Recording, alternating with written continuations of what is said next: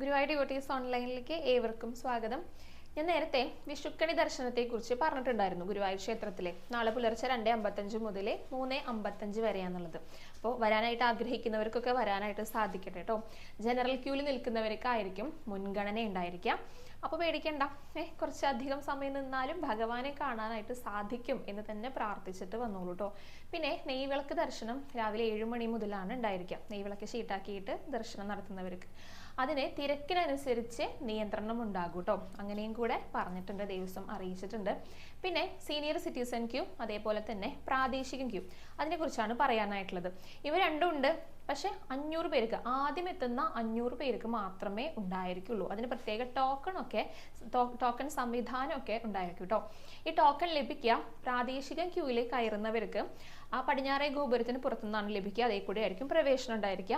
പുലർച്ചെ 3:30 തന്നെ കൊടുത്തു തുടങ്ങും കേട്ടോ. അപ്പോൾ അതിന് മുന്നേ എത്തിയവർക്ക് മാത്രമേ കിട്ടുള്ളൂ. അതായത് 500 പേർക്കല്ലേ കിട്ടുള്ളൂ. ആ 500-നുള്ളിൽ നമ്മൾ പെടണമല്ലോ. അപ്പോൾ പുലർച്ചെ 3:30 തന്നെ ടോക്കൺ കൊടുത്തു തുടങ്ങും. പിന്നെ സീനിയർ സിറ്റിസന്റെ ടോക്കൺ കൊടുക്കുന്നത് ഭഗവതിക്കുണ്ടല്ലോ, അവിടെയുള്ള കൗണ്ടറിലായിരിക്കും കേട്ടോ. അപ്പോൾ അവിടെ തന്നെയായിരിക്കും പ്രവേശനം ഉണ്ടായിരിക്കുക. അപ്പോൾ അതാണ് സീനിയർ സിറ്റിസണും അതുപോലെ തന്നെ പ്രാദേശിക ക്യൂവിനെ കുറിച്ചും പറയാനായിട്ടുള്ളത്.